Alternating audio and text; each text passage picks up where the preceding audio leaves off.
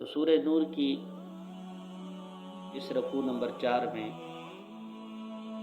6 قوانین بیان ہوئے ہیں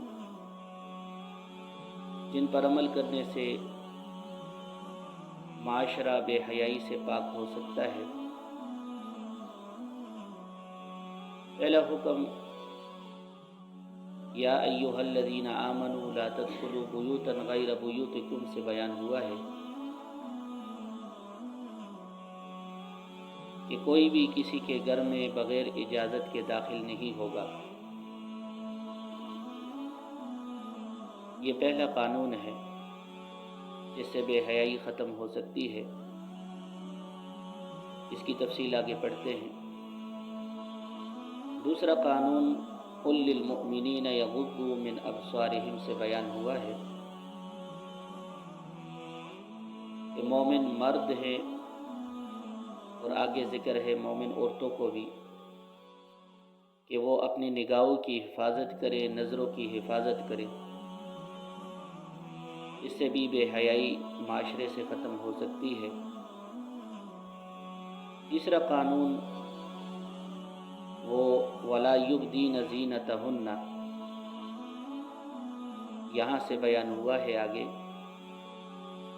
کہ عورتیں اپنی زیب و زینت سوائے محارم کے کسی کے سامنے ظاہر نہیں کرے گی۔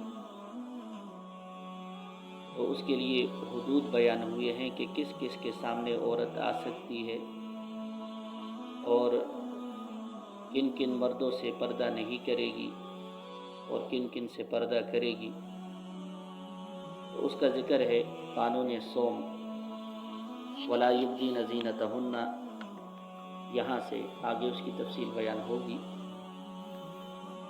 پھر آگے اسی رکوع میں وَأَنكِحُوا الْأَيَامَ مِنكُمْ وَالصَّالِحِينَ، یہاں سے چوتھا قانون بیان ہوا ہے کہ معاشرے میں کوئی بھی بے نکاح نہ رہے۔ جتنے بھی بے نکاح افراد ہیں ان کا نکاح کر دیا جائے۔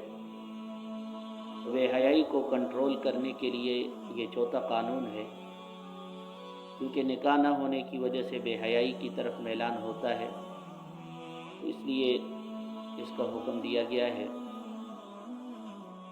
پھر پانچواں قانون جو بیان ہوا ہے والذین یبتغون الکتاب مما ملکت ایمانکم سے، وہ غلاموں کے متعلق ہے کہ جو غلام افراد ہیں ان کو بھی آزاد کیا جائے۔ ان کی آزادی کے لیے ان کے ساتھ اگر عقد کتابت کیا جائے تو ان کو آزادی کے ساتھ زندگی گزارنے کے مواقع اگر فراہم کیے جائیں تو اس کی قرآن نے ترغیب دی ہے۔ پانچواں قانون اسی کے متعلق ہے۔ چھٹا قانون وہ اسی رکوع میں وَلَا تُكْرِهُوا فَتَيَاتِكُمْ سے بیان ہوا ہے کہ باندیوں کو زنا پر مجبور نہیں کیا جائے گا، بدکاری پر مجبور نہیں کیا جائے گا۔ کسی کو بھی یہ حق حاصل نہیں ہے کہ وہ کسی بھی بڑے کو، کسی بھی مالدار شخص کو، کسی بھی جاگیردار کو، کسی بھی بدمعاش کو یہ حق حاصل نہیں ہے کہ وہ باندیوں کو اور ان کے ماتحت کام کرنے والیوں کو وہ بدکاری وغیرہ پر مجبور کرے اور اس پہ وہ پیسے کمائے۔ تو یہ بھی سختی کے ساتھ چھٹا قانون ہے۔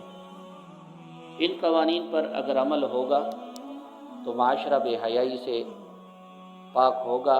یہ قرآن نے ایک زبردست نظام، معاشرتی نظام ذکر کیا ہے جس سے معاشرہ بے حیائی سے پاک ہوگا۔